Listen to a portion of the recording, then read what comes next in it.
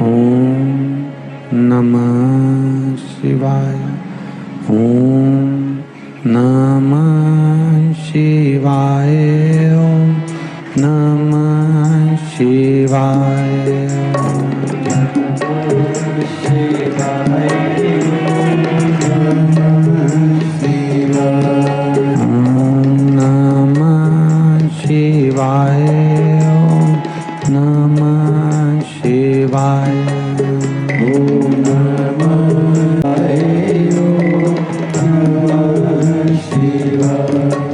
भोला नमः शिवाय। गोरा नमः शिवाय।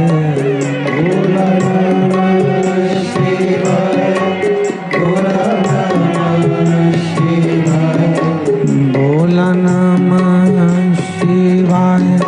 गोरा नमः शिवाय। भोला नमः शिवाय। गोरा नमः शिवाय। ओम नमः शिवाय। ओम नमः शिवाय। ओम नमः शिवाय। ओम नमः शिवाय। ओम नमः शिवाय। ओम नमः शिवाय।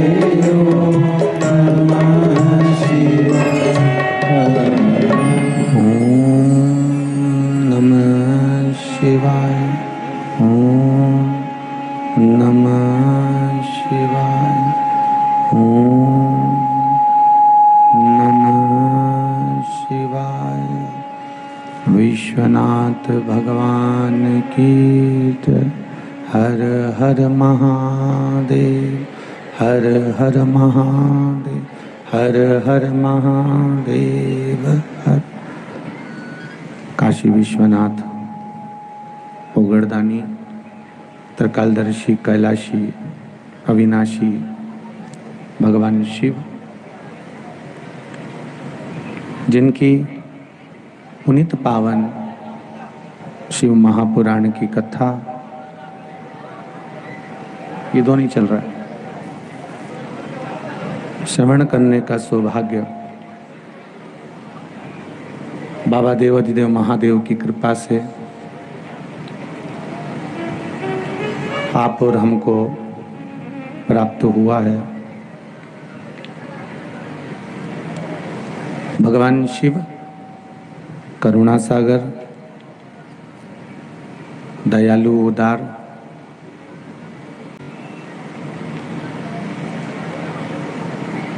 जो संपूर्ण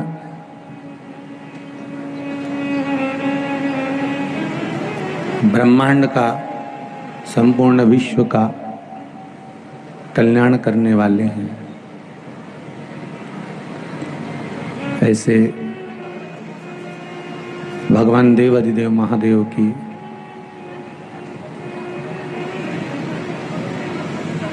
पुनीत पावन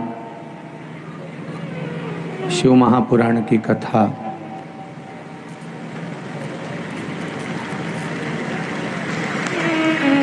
शिव महापुराण की कथा श्रवण करने का सौभाग्य भगवान शंकर की कृपा से अपन सभी को प्राप्त हुआ है। बड़े भाग्यशाली हैं श्रीमती कल्याणी श्री रविंद्र जी पाटीदार इंदौर,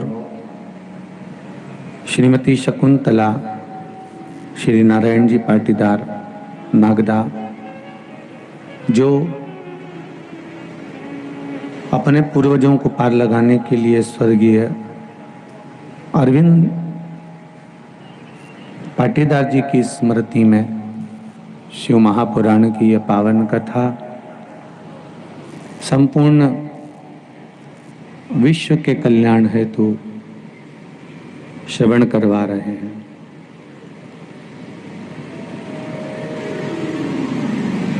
बड़ी कठिनता से बड़ी मुश्किल से ये मनुष्य का देह मिलता है, मानव का शरीर प्राप्त होता है।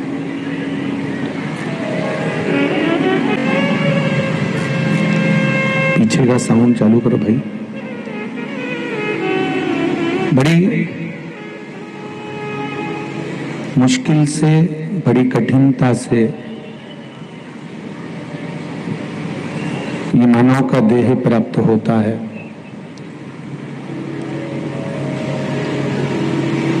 और यदि हम इस मानव की देह को यूं ही गवा दे तो फिर इस जीवन का कोई मूल तत्व नहीं।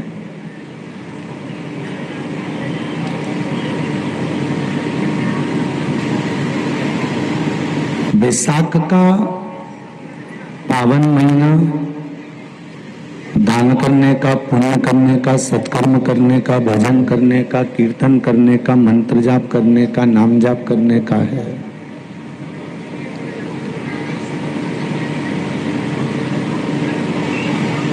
जिसको माधव मास भी कहते हैं। और यही वो महीना है, यही वो मास है जिसके अंतर्गत हम भगवान शंकर से आरोग्यता प्राप्त कर सकते हैं। भगवान शिव से हम रोग मुक्ति का कोई साधन प्राप्त कर सकते हैं।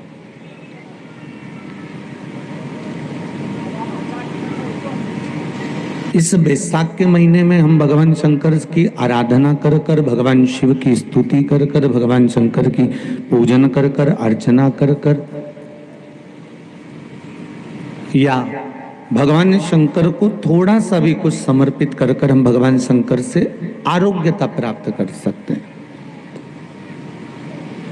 और यही महीना है जिसके अंतर्गत हम भगवान शंकर को रिझाकर भगवान शिव की तप साधना व्रत अनुष्ठान कर कर हम भगवान शंकर को भी अपने घर के द्वार पर प्राप्त कर सकते हैं। ये वो महीना है।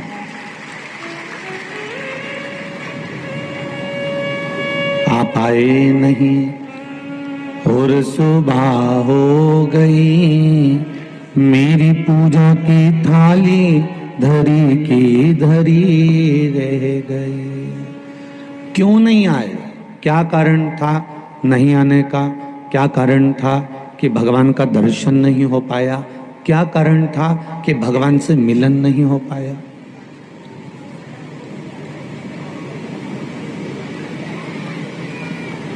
कारण क्या हो सकता है?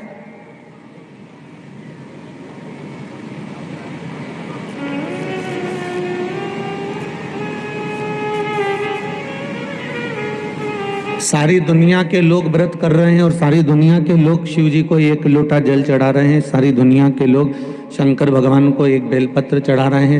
सारी दुनिया के लोग भगवान शंकर की आराधना कर रहे हैं। दुनिया वालों के भी तो काम हो रहे हैं।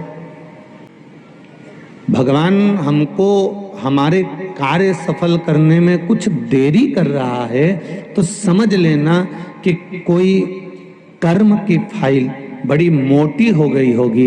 उसको काटने में, छुपाने में, रखने में थोड़ा समय लग रहा है। हो सकता है।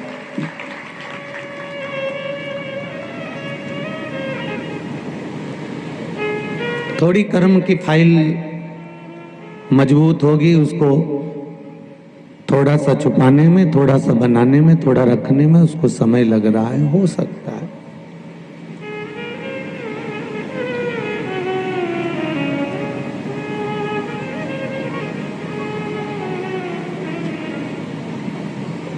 एक प्रश्न शायद पत्र यहां नहीं आया होगा, कक्ष में रह गया होगा। उसमें किसी बच्चे ने प्रश्न करा है कि पिता मर जाता है तो सेठ जी का कर्जा बेटे को चुकाना पड़ता है।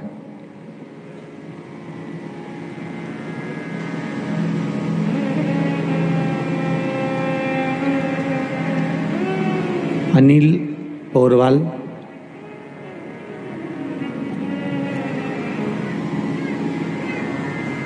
कोई जगह है, वहां से उसने पत्र लिखा है, नाम ध्यान में है। अगर मान लो पिता चले जाए तो सेठ का कर्जा बेटे को चुकाना पड़ता है। उसी तरह माता पिता अगर कोई कर्म बेकार करे तो उसका भोग क्या बेटे को भोगना पड़ता है? ये प्रश्न है। बच्चे ने बहुत अच्छा प्रश्न करा है, एक बार ताली बजाओ उस बच्चे के लिए, बहुत अच्छा प्रश्न। शायद वो पत्र यहाँ नहीं आया होगा, कक्ष में होगा, पर प्रश्न अच्छा है जो हमको समझना है।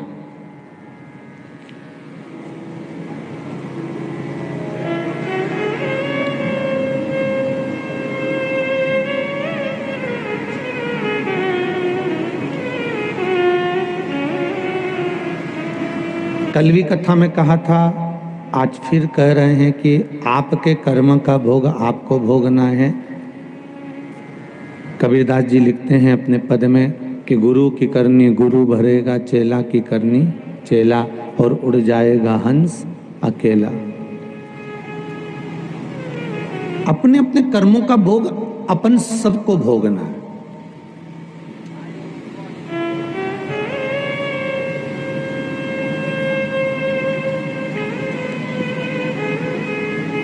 कोई दूसरा इस कर्म का भोग नहीं भोगेगा। वो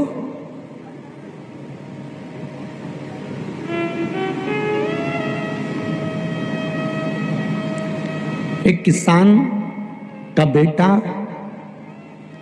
रोज रोटी लेकर आता था, रोटी उसने खेत में रख दी और पिताजी से कहा ये रोटी रखी है। पिताजी ने कहा जा वहां से जरा वो तगाड़ी उठा के ला, और उसमें चना भर के लिया।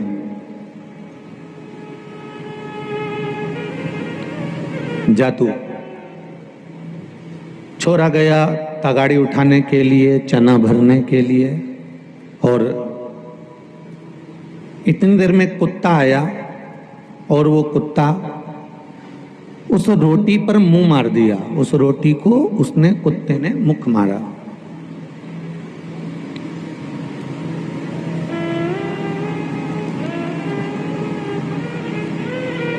छोरा आया, तगाड़ी नीचे रखी, गुस्सा आया, लोहे का एक राट पड़ा था, उसने उठाकर कुत्ते के पांव में मारा और कुत्ते के दोनों पांव बेकार हो गए। जिंदगी भर वो कुत्ता पांव को खींच कर चलता रहा। अंत में एक दिन मर गया, प्राण छूट गया। ये दोनों स्पीकर नहीं चल रहा है।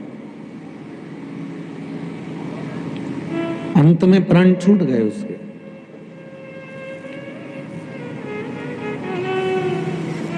और जब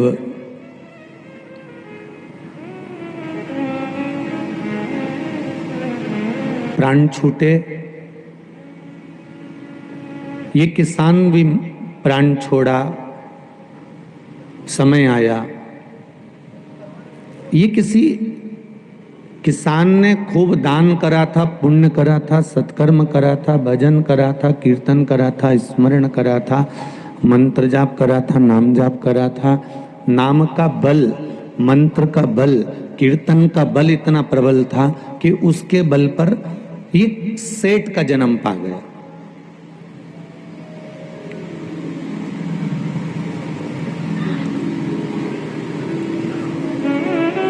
और सेठ का जन्म मिल तो गया, इसके घर में एक बेटा भी हो गया, और बेटा भी दोनों पांव से विकलांग हो गया। वो भी रगड़ के चलता है। सेठ जी एक दिन पहुंचे एक गुरुजी के पास में, और गुरुजी से जाकर निवेदन करा, गुरुदेव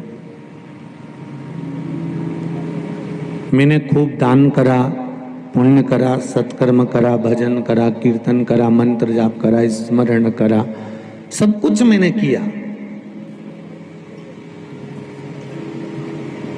पर एक बात मेरे को गुरुजी समझ में नहीं आ रही कि ये सब कुछ मैंने करा, सारा दान करा, पुण्य करा, संकीर्तन करा, पर मैंने ऐसा कौन सा कर्म करा था जिसके कारण मेरे घर में ऐसा बेटे ने जन्म लिया। गुरुजी ने कहा ये तुम्हारे कारण नहीं जन्मा है, ये अपने कर्म के कारण जन्मा है। पूर्व समय में तुम किसान थे, पक्षी को दाना देते थे, प्यासे को पानी पिलाते थे, पथिक के लिए तुमने भोजन की व्यवस्था करी। आज तुमको भगवान ने धन संपदा जायदाद दौलत सब कुछ दे दिया, सब कुछ प्रदान कर दिया, और ये तुम्हारा पुत्र तुमको भोजन देने आया था और वो भोजन नीचे जमीन पर रख दिया, और वो भोजन कुत्ते ने मुख मार दिया, और इसने एक सरिया उठाकर उस कुत्ते के पाँव में मार दिया। कुत्ते के पाँव खराब हो गए तो इसको भी उसके जैसी जिंदगी जीना पड़ रही है, क्योंकि इसने मारा।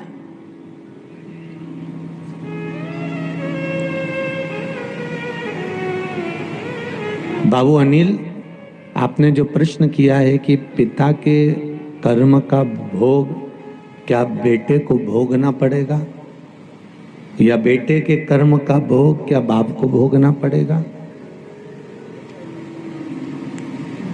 सास के कर्म का भोग क्या बहू भोगेगी? बहू के कर्म का भोग क्या सास भोगेगी? नहीं नहीं नहीं।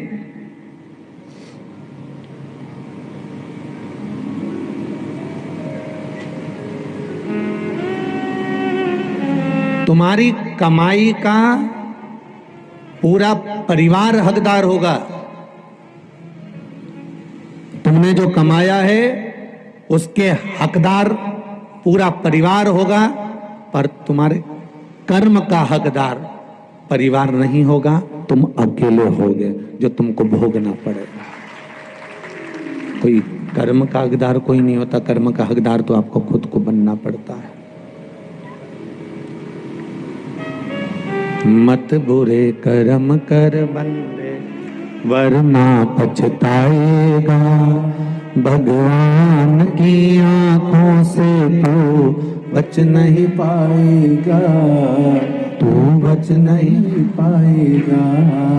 अरे ओ अज्ञानी मत कर नादानी, तेरे कर्म का फल भी तू ही पाएगा, जैसा किया तूने तेरे आगे आएगा।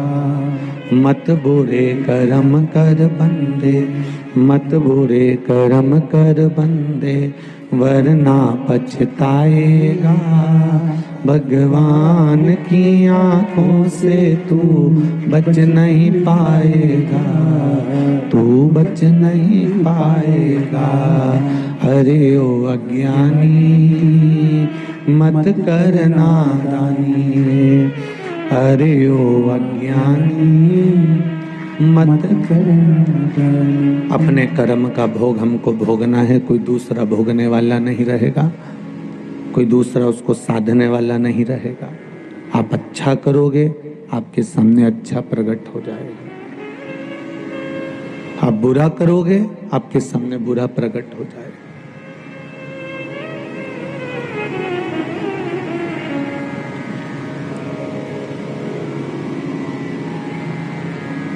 एक बार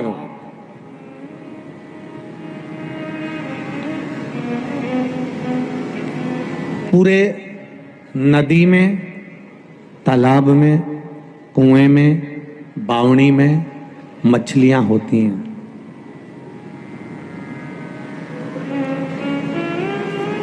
तालाब में भी हैं, समुद्र में भी हैं, बावड़ी में भी हैं, कुंड में भी हैं, सभी जगह मछलियां हैं, सब जगह। शिकारी जाल बिछाने वाला या कांटा लगाने वाला जो होता है, वो इन पूरी मछलियों को पकड़ लेता है क्या? जम के तो बोलो जरा, नहीं पकड़ पाता। जितनी उसकी जाल में आती है उतनी वो पकड़ाई में आ जाती है। जितनों के लिए उसने कांटा लगाया है बस वही कांटे में फंस जाते हैं।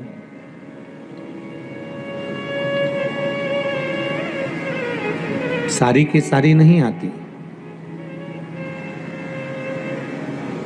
4 भाई हैं, 4 भाई। अब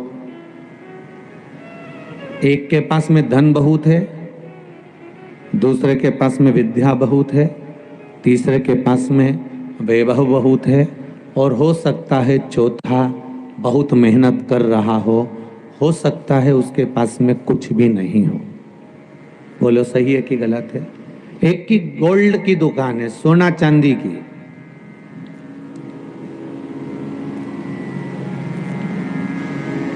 एक ने खूब कमाया तो शोरूम डाल दिया,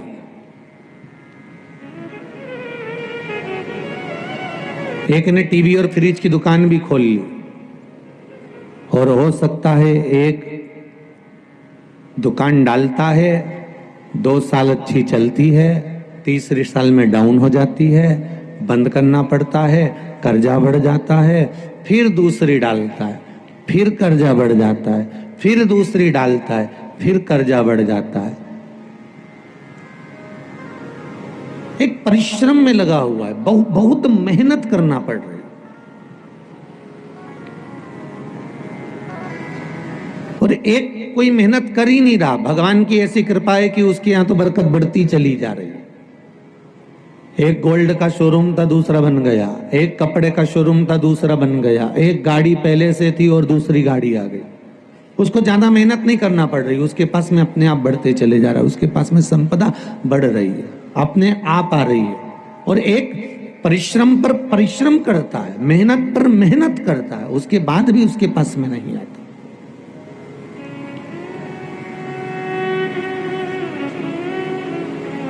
फिर वो जिसके पास में नहीं आता ना, वो ना जाने कजन कितने बाबा जोगी के यहाँ हो जाता है, ना जाने कितनी बैठकों पे हो जाएगा, माँ कोई घूम रिया होगा तो माँ चले जाएगा, माँ नरियल फोड़ी आएगा, माँ माथा फोड़ी आएगा, ना जाने कितनी जगह घूम फिर के आ गया। और आखिरी में घूमते घूमते घूमते घूमते फिर किसी के यहाँ पहुंच गया और उसने कह दिया, तेरा तो व्यापार बंधा है और तेरे ही घर के लोगों ने बांधा है।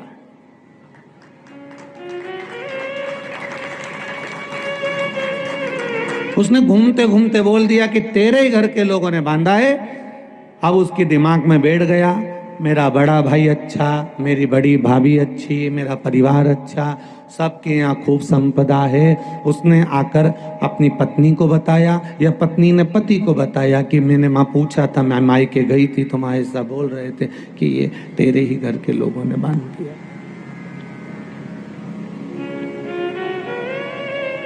अब ध्यान गया कि इनमें से किसी एक ने बांधा है, क्योंकि इनका तो अच्छा चल रहा है, सारा घर तो इनका बढ़िया फल रहा है, बस मुझे ही दुख झेलना पड़ रहा है। तो मुझे ऐसा लगता है कि इनमें से किसी ने बांधा होगा।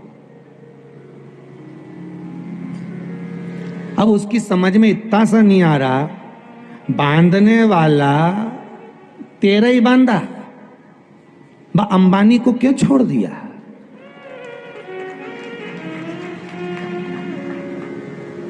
अगर टोना करने वाला होता, कहीं का विद्या करने वाला होता, तो सबसे पहले तो मोदी को ही निपटाता।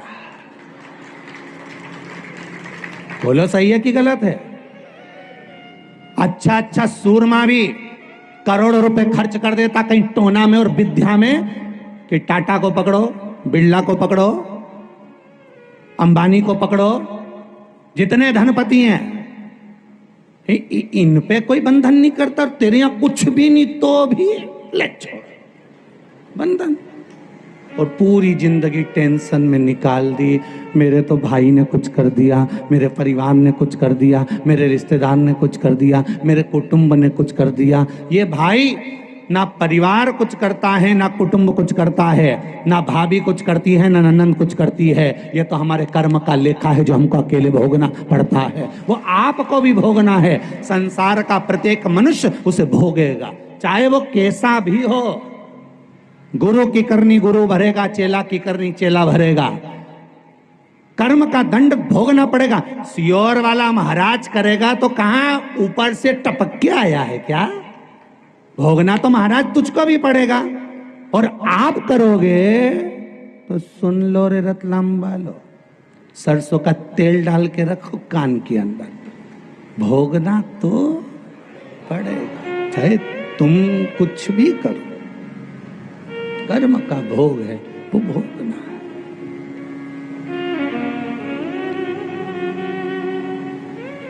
मरते ही तुम्हारे गधेड़ी जिस पे तुम मरे ना, वो गोदड़ी फेंक देंगे। जो कपड़े पहने वो, बोलते जाओ जल्दी जल्दी, फेंक देंगे साफ, और नया फर्नीचर बना के उस पे सुला देंगे। एकदम शानदार फर्नीचर बनता, लास्ट वाला। पूरे कमरे का फर्नीचर इतना सुंदर नहीं होता जो आखिरी वाला फर्नीचर सुंदर होता है। एकदम शानदार बेड,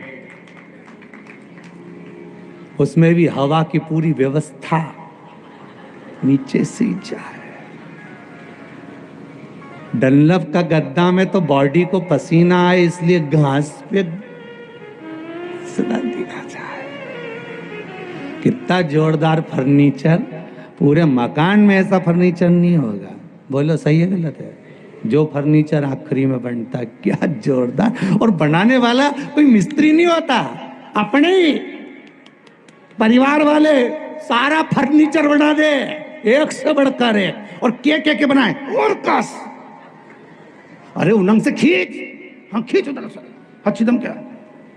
वो तो इनका बस नहीं चले, नहीं चढ़ के देख ले, और पकड़ ला।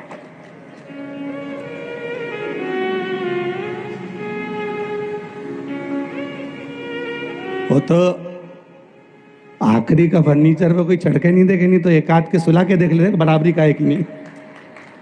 देख जरा, सही है, हाँ जोरदार दिखी दिया है। और मालूम पड़े एक को सुला के देख ले और वो छोटी पड़ी जाए तो उठ उठ उठ वापिस उठ, एक और बांधो, उधर उधर एक और बढ़ा लो।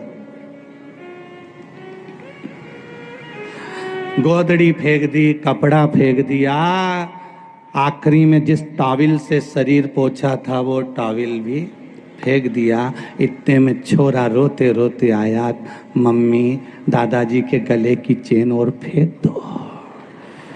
इतने में तो मम्मी पल्लू डालती डालती बोली, चुप रहे छोरा चुप।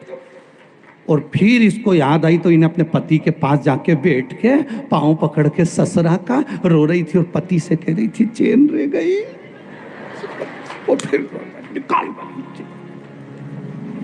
अरे वो चोटो कितना चोरोगे रे, और वो भी निकाल दिया। क्या जीवन।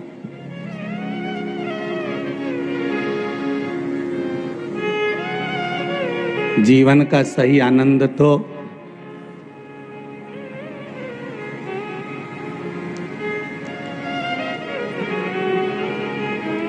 प्रेमलता संजय जी दुबे, जलज सफला सांकला, जलज जी सांकला मित्र मंडल, भंवर जी पाटीदार मथुरी वाले, सही जीवन का आनंद तो ये लोग ले रहे हैं जो रात्रि को लोग सोते हैं उनके लिए भोजन बनाकर लाकर बांट कर खिलाकर चले जाते हैं। चेन यहीं पड़ी रह जाएगी, अंबारियां सब धरी रह जाएगी, अलमारी में रखे कपड़े धरे की धरे रह जाएंगे। बैसाख महीना में जो कथा मिली है ये दान और पुण्य और सत्कर्म करने के लिए मिली है कि इन हाथों से कर चलो, जिंदगी का कोई भरोसा नहीं। एक कोरोना में तो बच गए, तुम्हारे पास में और भगवान के पास में बहुत आइडिया हैं, तुम्हारे पास कम, भगवान के पास ज़्यादा है। कोरोना जैसे सिस्टम उनके पास बहुत सारे पड़े हैं, एक आध भेज देते हैं, कोटा पूरा कर देते हैं।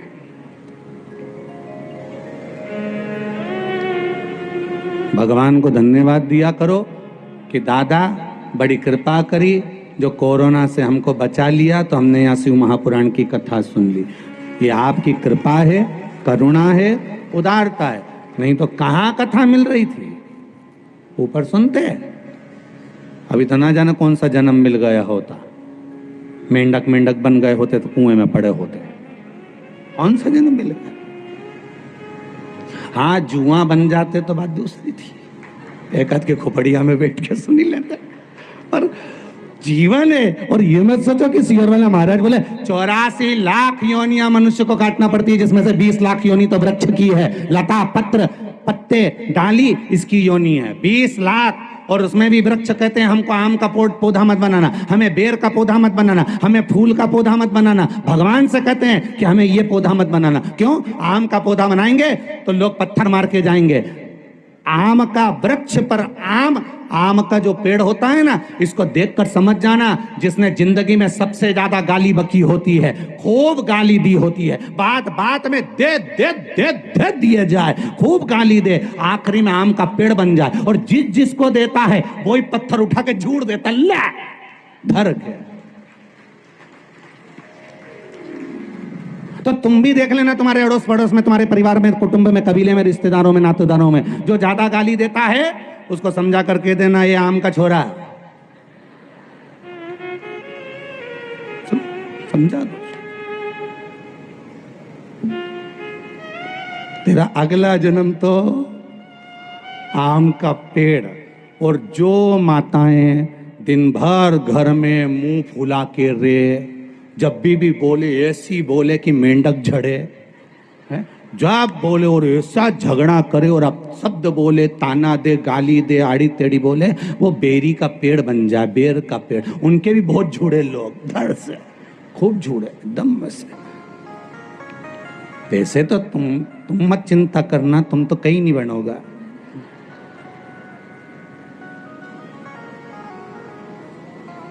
क्योंकि तुम सब शिव महापुराण की कथा सुन रहे हो, जितने आस्था चैनल पर सुन रहे हैं, फेसबुक यूट्यूब पर सुन रहे हो, और आप लोग पंडाल में सुन रहे हो, ये तो आपका भाव है। साधु आता है तो ये आनंद की अनुभूति है, ये तो सुख का आनंद है।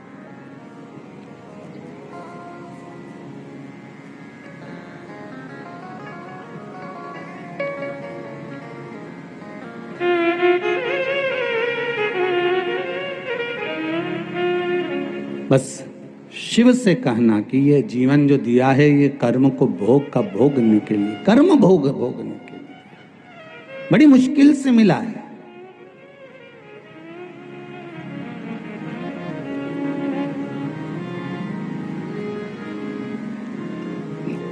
आज एक पत्र और आया था, सुबह ने मॉर्निंग वॉक के टाइम पर दिया था, कॉलोनी के किसी व्यक्ति ने। तो उन्होंने उस पत्र में लिखा था, हम राजस्थान से कथा सुनने आए, तो गुरुजी हमको आगे बिठाना चाहिए कि नहीं बिठाना चाहिए? तो हमने कहा ठीक है, यहां तो बैठ जाओगे, हम यहां की तो बात करना ही नहीं चाहते। यहां तो कितने दिन का, आज कथा का कौन सा दिन है? तीसरा,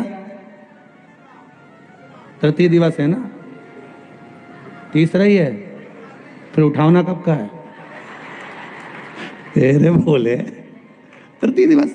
अरे कथा का आज तृतीय दिवस है, और यहाँ 3 दिन की कथा, चौथे दिन की कथा, 5वें दिन की कथा, 6ठे दिन की कथा, 7वें दिन की। और ये पूर्ण रविवार को जन्म हुआ, सोमवार को बड़े हुए, मंगलवार को ब्याह हुआ, बुधवार को बच्चे हुए, गुरुवार को बीमार पड़े, शुक्रवार को हॉस्पिटल गए, शनिवार को सीता राम हो गए, 7 दिन यूं ही निकल गए। अपने यहाँ आगे बैठ के क्या करोगे? भगवान से प्रार्थना करना कि हम भगवान शंकर की ऐसी भक्ति करें, ऐसा भजन करें, ऐसा कीर्तन करें, ऐसा मंत्र जाप करें, ऐसा स्मरण करें कि हमको यहाँ भले आगे बैठने का मौका ना मिले, पर वहां उस परमात्मा की शरणागति में बैठने का मौका मिले, वहां बैठने का मौका मिले। कितने आए हो राजस्थान से? जरा हाथ उठाओ, जितने लोग राजस्थान से आए, हाँ उठाई लो, बहुत सारा धर लो। और गुजरात वालों, अच्छा ठीक ठीक ठीक ठीक है।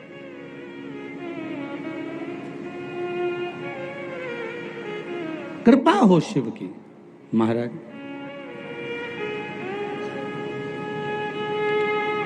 उसकी करुणा बिना कुछ नहीं। तेरे डमरू की धुन सुन के मैं काशी नगरी आई हूँ। तेरे डमरू की धुन सुन के मैं काशी नगरी आई हूँ। तेरे डमरू की धुन सुन के मैं काशी नगरी आई हूँ। तेरे डमरू की धुन सुन के मैं काशी नगरी आई हूँ। मैं काशी नगरी आई हूँ। मैं काशी नगरी आई हूँ। मैं काशी नगरी आई हूँ। मैं काशी नगरी आई हूँ। मैं काशी नगरी आई हूँ। मैं काशी नगरी आई हूँ। मैं काशी नगरी आई हूँ। मैं काशी नगरी आई हूँ। मेरे भोले ओ बम भोले मैं काशी नगरी आई हूँ। मेरे भोले ओ बम भोले मैं काशी नगरी आई हूँ। जय हो।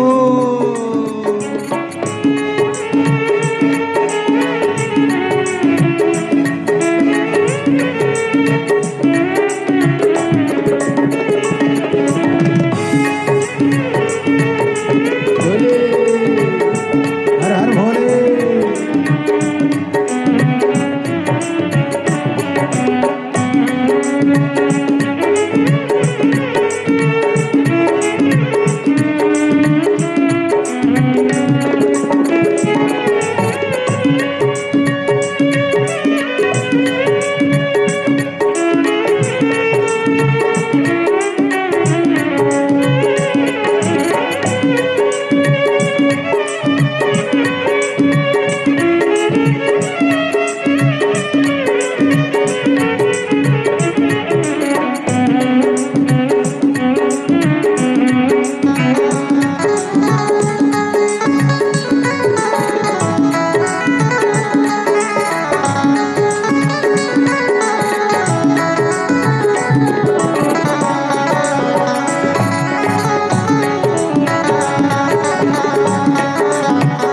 दोनों हाथों से ताली से देते हुए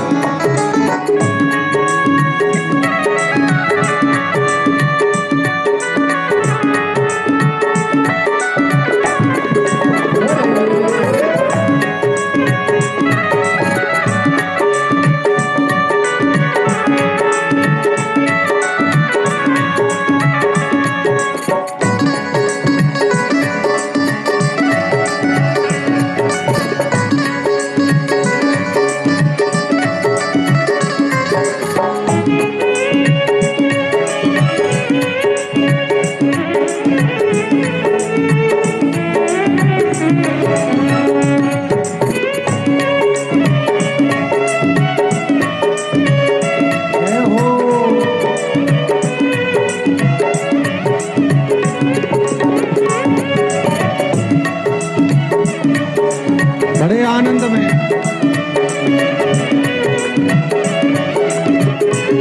सुना है हमने ओ भोले तेरी काशी में मुक्ति है। सुना है हमने ओ भोले तेरी काशी में मुक्ति है। सुना है हमने ओ भोले तेरी काशी में मुक्ति है। सुना है हमने ओ भोले तेरी काशी में मुक्ति है। उसी मुक्ति को पाने को मैं काशी नगरी आई हूँ। उसी मुक्ति को पाने को मैं काशी नगरी आई हूँ। मेरे भोले ओ बम भोले मैं काशी नगरी भी आई हूँ मेरे बोले ओ बम बोले मैं काशी नगरी आई हूँ। जय हो, बड़े भाव से आनंद के साथ।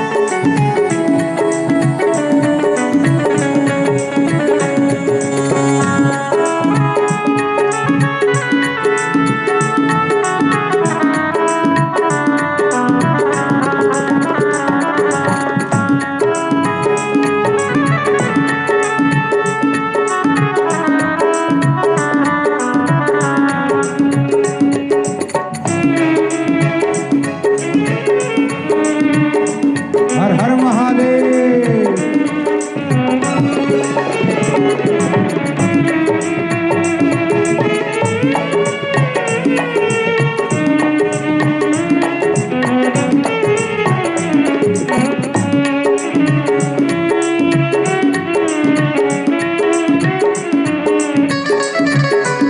जय हो,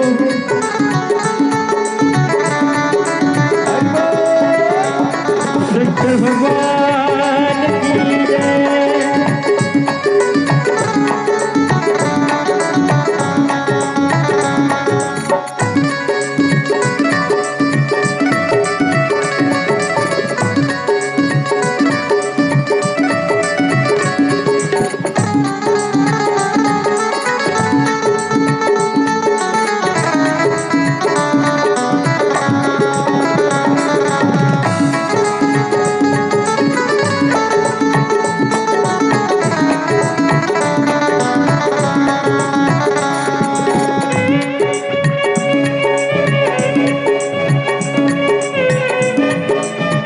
जय हो।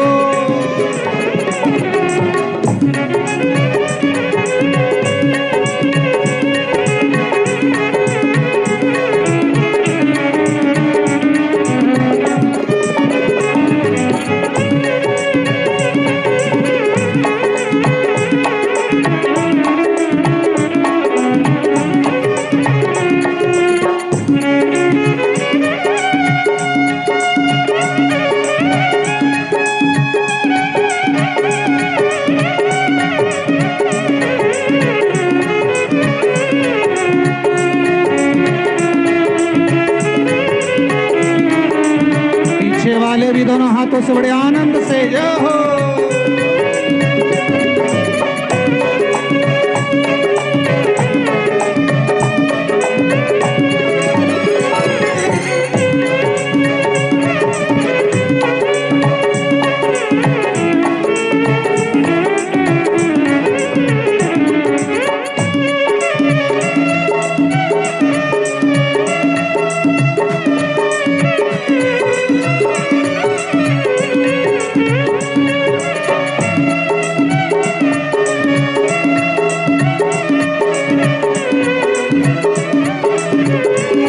सुना है हमने ओ भोले तेरी काशी में गौरा है। सुना है हमने ओ भोले तेरी काशी में गौरा है। सुना है हमने ओ भोले तेरी काशी में गौरा है। सुना है हमने ओ भोले तेरी काशी में गौरा है।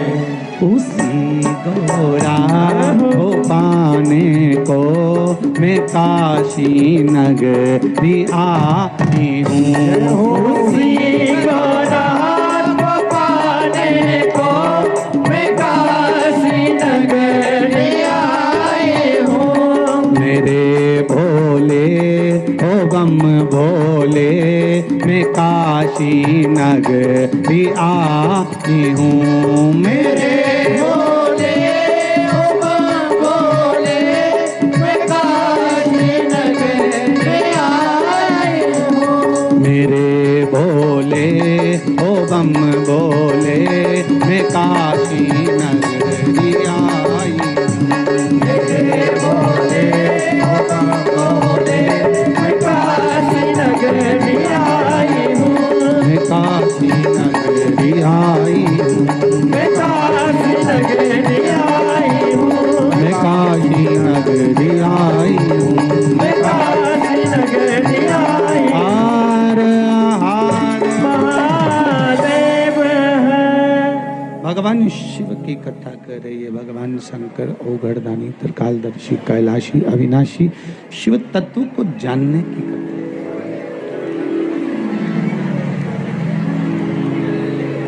पहचानना, शंकर का भजन करना, कीर्तन करना, स्मरण करना, मंत्र जाप करना, शिव भक्ति में लीन होना।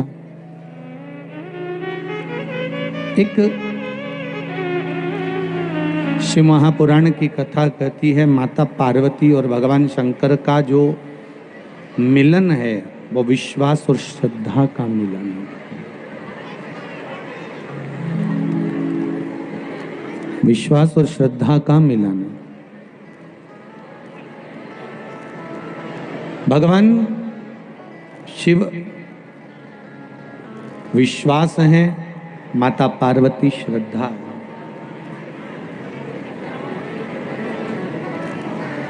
अगर मौका मिले, योग कभी ऐसा जीवन में मिले कि कभी शिव मंदिर में आप लोग गए हो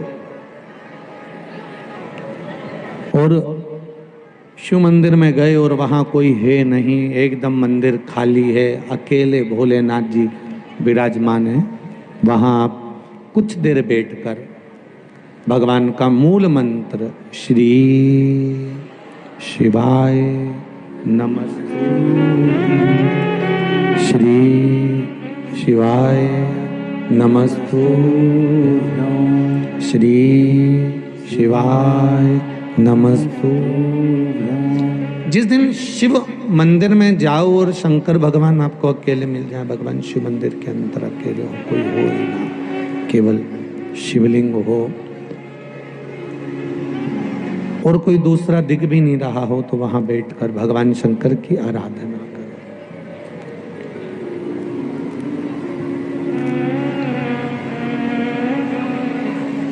शिव भक्ति में थोड़ा डूबने का प्रयास करें।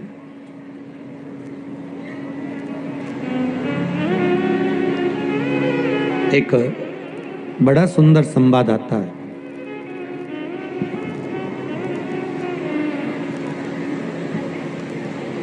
कभी कभी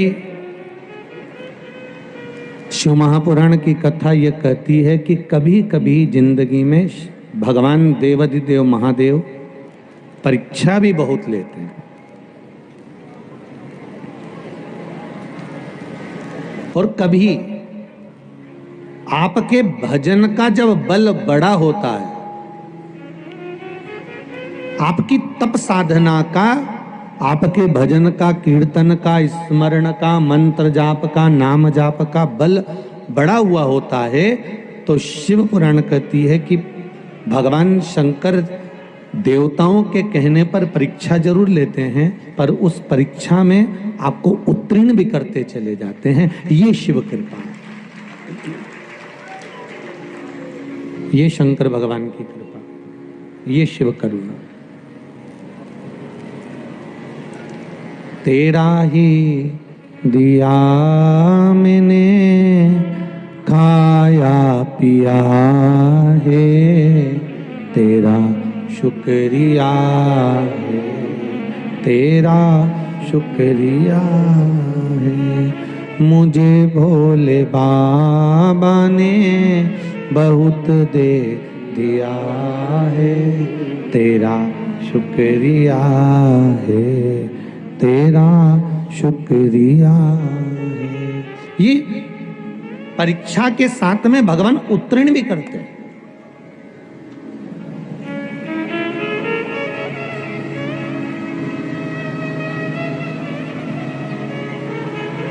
शुक्ल पक्ष की नवमी तिथि, वैशाख महीना,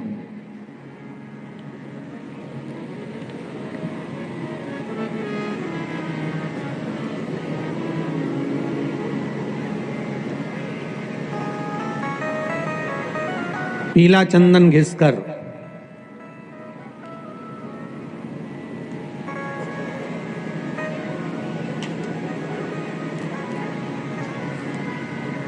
उस चंदन को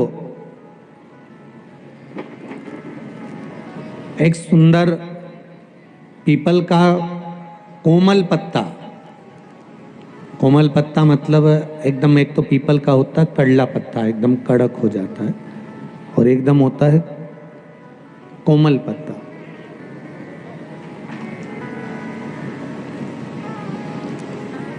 उस पीपल के कोमल पत्ते पर पीला चंदन घिसकर, जो वो चंदन होता है, उस चंदन को घिसकर उस चंदन को उस पत्ते पर रख लें। और महाराज उस पत्ते को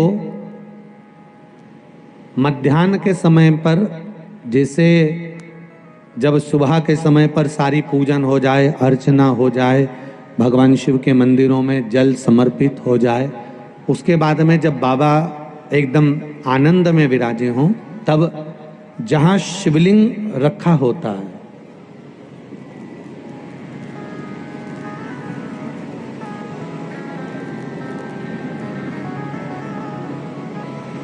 जैसे ये शिवलिंग है और ये कटी भाग जहाँ शिवलिंग रखा हुआ है, इस कटी भाग पर जहाँ शिवलिंग रखा है उसके पास में ही 3 उंगलियों से चंदन का लेपन उस कटी भाग पर करना है।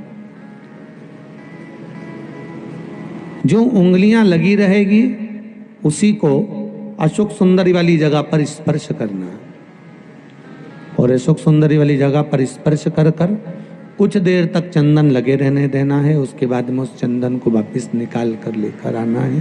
कटी भाग पर जो लगाया गया है उसको भी निकाल कर वापस लेकर आना है। फिर बाबा का स्नान नहीं कराना है, केवल चंदन लेकर आना है, उसी पीपल के पत्ते पर रखकर। एक डिब्बी में उस चंदन को आप रख लीजिए।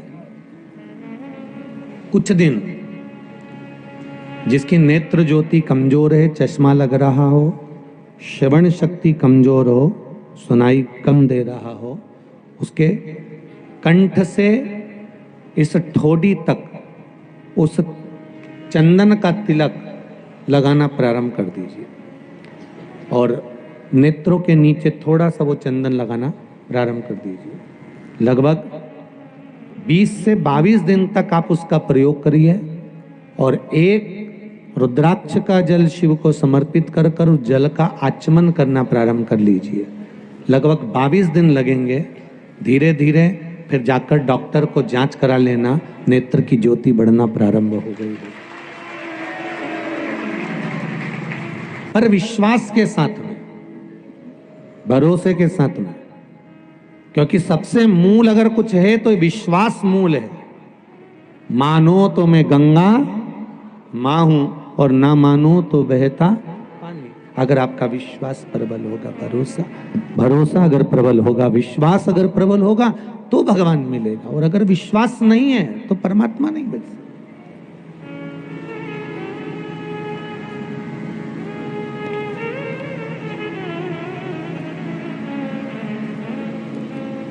विश्वास के बल पर भगवान की प्राप्ति है। विश्वास है तो शिव है। और देखो, विश्वास का ही तो प्रतीक है ये इतने पत्र जो आए हैं, इसमें एक पत्र लिखा है, देखिए।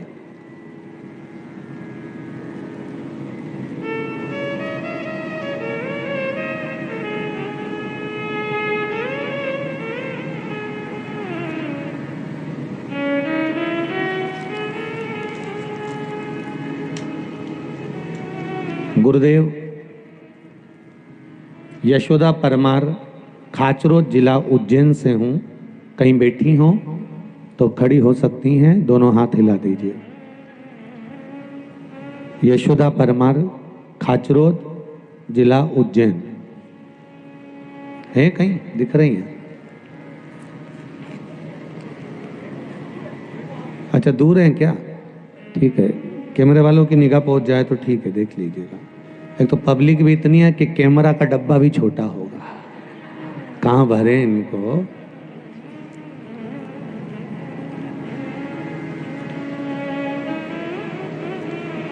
आज कह रहे थे कुछ प्रशासनिक बंधु लोग कि गुरुजी, रतलाम के इतिहास की पहली इतनी पब्लिक है जो रतलाम में दिख रही है। रतलाम के इतिहास की पहली है।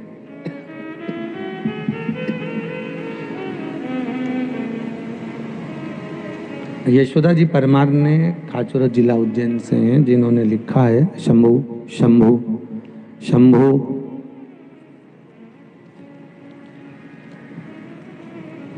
अस्थमा की बीमारी थी 2006 से।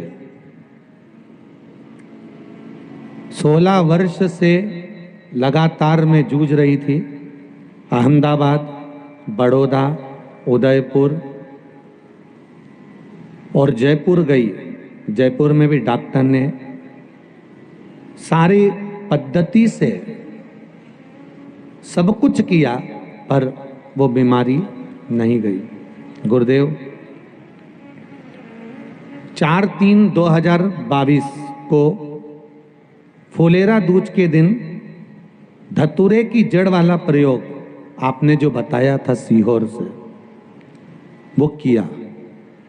2006 से जो अस्थमा की बीमारी चल रही थी गुरुदेव, अब वो अस्थमा की बीमारी बिना दवाई के ठीक हो गई है। बाबा की कृपा हो गई है। ये अस्थमा की बीमारी, खींचकर बोलना पड़ रहा है बाबू, सेट करिए। अस्थमा की बीमारी वो 2006 से जो चल रही थी, 16 वर्ष से लगातार, अब वो ठीक हो गई है। ये बाबा की कृपा हुई है, शंकर की कृपा। बैठो बहन, जहां भी आप बैठी हो, आराम से खड़े हो, आप बैठिए। ये शिव कृपा है। एक पत्र और देखिए, किसी ने भेजा है, बड़ा सुंदर है।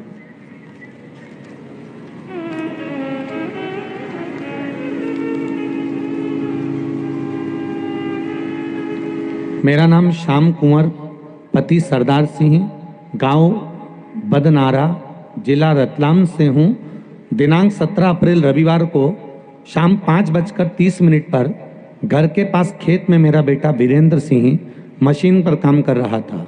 तभी अचानक ट्रैक्टर रिवर्स आ गया और मशीन पीछे आ गई, जिससे मशीन के टायरों के बीच में से मेरे बेटे को निकाला हुआ। ट्रैक्टर के बड़े टायर के नीचे मेरा बेटा आ गया। पास में सभी घबरा गए। आवाज़ आने पर सभी दौड़ कर गए और टायर से बेटे को निकाला गया। बाद में सिर पर चोट बहुत आई थी, पर शिव महापुराण की कथा का जो मूल मंत्र था, श्री शिवाय नमस्तुभ्यम, ये जपना मैंने प्रारंभ कर दिया था। मुझे विश्वास था मेरे बाबा पर कि वो घात नहीं होने देगा। उसने तभी श्री शिवाय नमस्तुभ्यम का जाप किया। बाबा की कृपा रही। बेटे को कुछ देर के बाद में होश आ गया। हॉस्पिटल ले गए रतलाम के, और हॉस्पिटल में सीटी स्कैन किया गया, जिसमें डॉक्टर ने 5 पसलियां क्रैक बताई और लीवर लीकेज बताया। उन्होंने इलाज का मना कर दिया। रात को 12 बजे इंदौर बॉम्बे हॉस्पिटल में लेकर रेफर हो गए कर दिया। फिर इंदौर गए, वहां पर भगवान शिव की कृपा से डॉक्टर साहब से बात की, पर निरंतर श्री, जरा जम के तो बोलो, श्री शिवाय नमस्तुभ्यम का जाप करते रहे।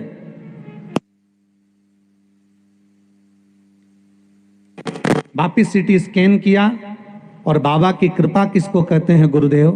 बाबा की कृपा से जैसे ही स्कैन किया गया, उसमें एक भी हड्डी टूटी नहीं आई थी, और बाबा ने ठीक कर दिया। ये शिव कृपा है। कहीं बैठे हो, श्याम कुंवर, पति सरदार सिंह, गांव बदनारा, जिला रतलाम से कहीं बैठे हो तो हाथ हिला सकते हैं, कहीं बैठे हो तो हाथ हिला सकते हैं। हर हर महादेव। शिव कृपा, मेरा बेटा पूर्ण तरह से स्वस्थ हो गया और हम लोग कथा के अंतर्गत आए। ये शिव कृपा है। अकाल मृत्यु वो मरे जो काम करे चंडाल का, काल उसका क्या बिगाड़े जो भक्त हो महाकाल का। शिव की आराधना करने वाला, शंकर का अनुमोदन करने वाला, शिव अर्चना में डूबने वाला कभी घात नहीं खा सकता, कभी नहीं खाए। भक्ति का बल प्रबल होता है, विश्वास का बल प्रबल होता है। करो आप शिवाराधना। चंदन अगर लगा रहे हो शिव जी पर तो ये विश्वास रख कर लगाना कि उस चंदन का फल आपको मिलेगा जरूर, ये पक्का है।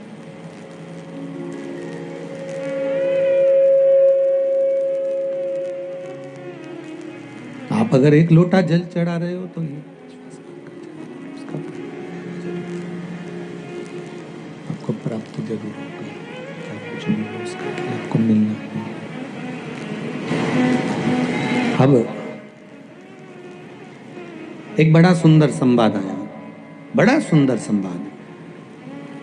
एक आपको लगता है कि भगवान केवल आपकी परीक्षा ले रहे हैं या आपको ही दुख दे रहे हैं या आपको ही कष्ट दे रहे हैं और उस कष्ट का कोई निवारण ही नहीं हो रहा, ये आपको लगता है।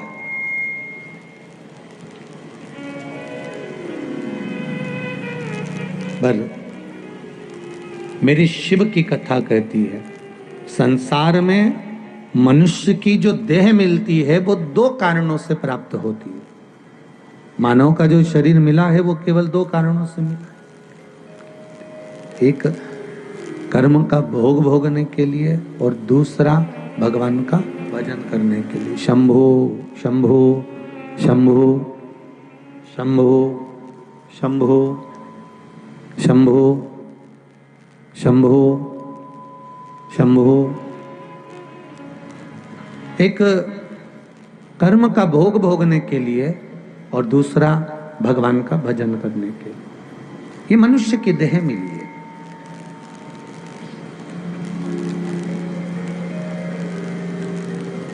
माता के गर्भ से जब हमारा जन्म हुआ, दोनों मुष्टिकाएं बंद थी, दोनों मुष्टिकाएं। और माता के गर्भ में ही हमने संकल्प ले लिया था, प्रण कर लिया था कि माता के गर्भ से जब निकलूंगा तो भजन करूंगा, भजन करूंगा, भजन करूंगा। पर माता के गर्भ से निकलते से मैं तो भोजन करूंगा, भोजन करूंगा और भोजन करूंगा और भोजन करूंगा, और इतना भोजन में लीन हो गया कि भजन तो उसका छूट गया। भजन कहाँ चले गया मालूम ही नहीं उसका, कहाँ जा रहा है भजन का कोई क्रम ही नहीं है। भजन कहाँ जा रहा है उसका कोई क्रम ही नहीं है उसका मालूम। भगवान शिव नाशी शिवाय नमस्तुभ्यं, श्री शिवाय नमस्तुभ्यं, श्री शिवाय नमस्तुभ्यं, श्री शिवाय नमस्तुभ्यं, श्री शिवाय नमस्तुभ्यं, श्री शिवाय नमस्तुभ्यं। भगवान शिव की कथा कह रही है। ओघड़दानी भगवान शंकर दयालु, दो कारणों से मनुष्य का शरीर मिला, कर्म का भोग भोगने के लिए, दूसरा भगवान का भजन करने के लिए।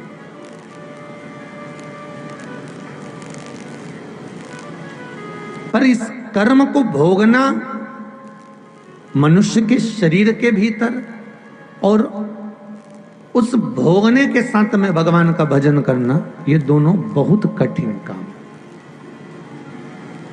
अभी का आपको चरित्र सुनाते हैं। एक इंदौर में एक जजमान परिवार में उनका बेटा कोरोना महामारी में शांत हो गया। सूचना मिली, गए, मालूम पड़ा कि बहू ने जितने भगवान थे घर में, जितने भी भगवान थे, ठाकुर जी, शिव जी, लड्डू गोपाल जी वगैरह, देवी जी, कुल देवता जी, ये सबको उन्होंने कपड़े में बांधा और उनको अलमारी पे रख दिया।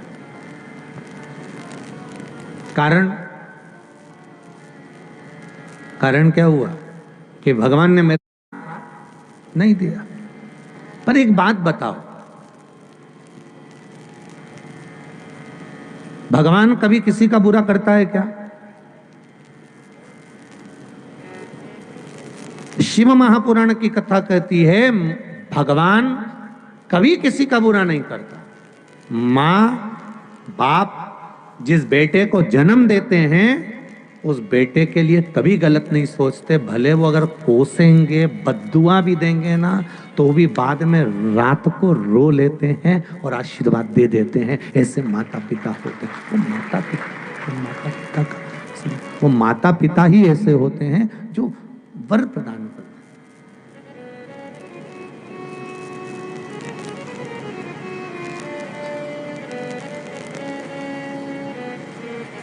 जो वर देंगे।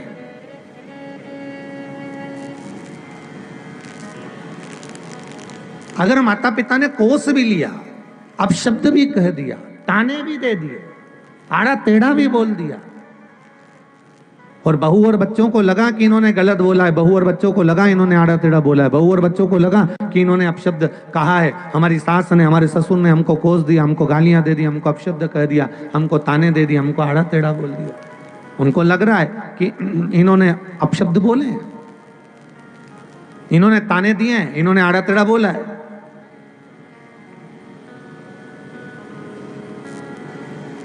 इन्होंने गालियां दी हैं। पर जो बुजुर्ग माता पिता हैं उनके हृदय से तो कोई पूछे, उनकी चित्तवृत्ति से, उनके मन से तो कोई पूछे कि वो कितना कितना रोए हैं अपशब्द कहने के बाद भी, ताना देने के बाद भी, गाली देने के बाद भी, आड़ा बोलने के बाद भी, कितना रोए हैं। उसी मेरे भगवान ने आपको यहाँ भेजा है अपने घर में। ये ब्रह्मा ब्रह्म लोक में निवास करते हैं, भगवान विष्णु बैकुंठ लोक में निवास करते हैं, भगवान शंकर मृत्यु लोक में निवास करते हैं। अगर मृत्यु लोक में मेरे परमात्मा ने आपको भेजा है, अपने घर में अगर भगवान ने रखा है, तो आपका जिंदगी में कभी वो बुरा नहीं कर सकता, कभी बुरा नहीं करेगा। करेगा तो अच्छा ही करेगा।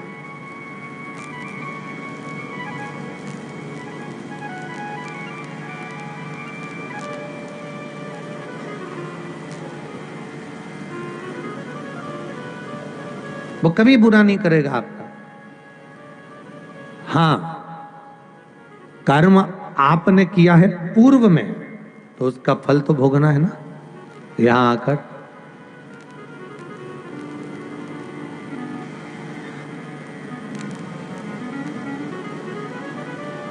अच्छा, एक बात, बड़ी बड़ी सुंदर बात है महाराज, ये भी एक समझने वाली बात है। बहुत ध्यान देना इस बात के लिए। अगर समझ जाओ तो ठीक है, ना समझो तो तुम्हारी मर्जी। व्यासपीठ से कह देते हैं। एक बार किसी ने प्रश्न किया था, गुरुजी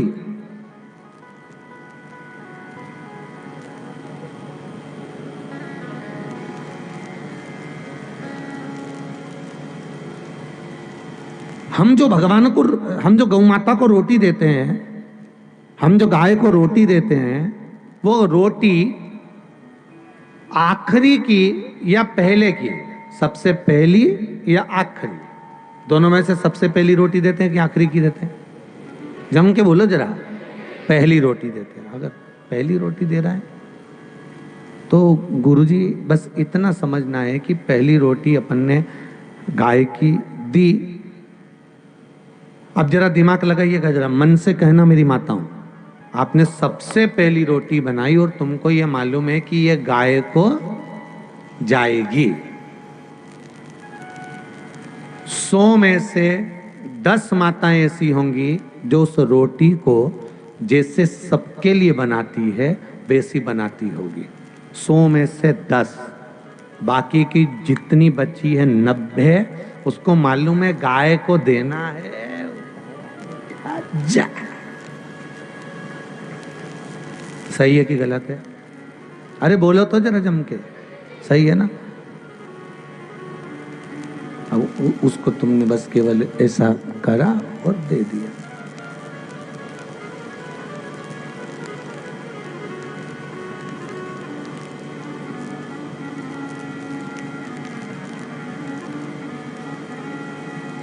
अब अगर उस रोटी को भी तुम जैसे पति के लिए बड़ी गुनगुनाती हुई, गीत गाती हुई, बच्चों के लिए जैसे प्रेम और स्नेह के साथ में बनाते हो, अगर वैसे ही दिल से, हृदय से, चित्त से, मन से बनाकर गाय माता को खिलाते, तो दूसरा जब जन्म आपका मिलता, जब आपका जन्म दूसरा मिलता, तो ये पक्का है कि शरीर में कोई रोग खड़ा ही नहीं होता। गौ माता हरण कर ले। दूसरा जन्म अगर जब मिलता तब।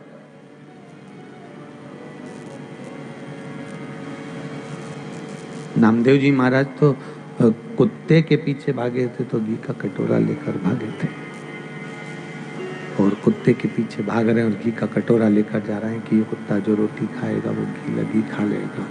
मेरा नारायण आज रूखी रोटी ना खाए, इसलिए घी का कटोरा लेकर चले, घी का पात्र।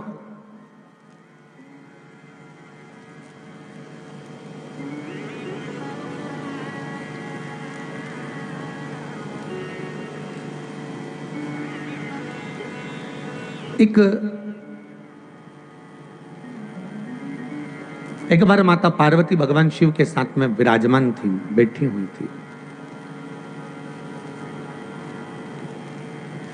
भगवान देवाधिदेव महादेव पास में आकर विराजित हुए। तभी देवऋषि नारद का आगमन हो गया। श्रीमन नारायण। और देवऋषि नारद का जब आगमन हुआ, देवऋषि नारद का जब आगमन होता है, तो आज माता पार्वती जी ने देवऋषि नारद को देखा, तो नारद जी श्रीमन नारायण श्रीमन नारायण श्रीमन नारायण करते करते आ रहे थे। तो नारद जी से माता पार्वती जी ने पूछ लिया, क्या बात है नारद जी, कहाँ से आ रहे हो? नारद जी बोले, मैं सारे भूमंडल पर, पूरी पृथ्वी पर भी भ्रमण कर रहा हूँ, देवलोक में भी भ्रमण कर रहा हूँ, सभी जगह पर मैं भ्रमण करते करते करते करते सभी जगह से आ रहा हूं।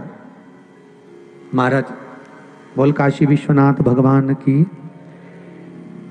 1 घंटे की कथा पुरानी लगा दीजिए आस्था चैनल पर, कथा विराम आज की। श्री शिवाय नमस्तुभ्यम। साउंड ठीक नहीं है, गला बहुत तकलीफ दे रहा है। कथा कल साउंड ठीक रहेगा तो वापिस 1 बजे से 4 बजे तक होगी। आज कथा 1 घंटे पहले विराम दी जा रही है। श्री शिवाय नमस्तुभ्यम। हर हर महादेव। शंकर पार्वती आ रहे हैं, उनके मंगल विवाह की झांकी का दर्शन करिए। आरती हो रही है, उसकी तैयारी करिए।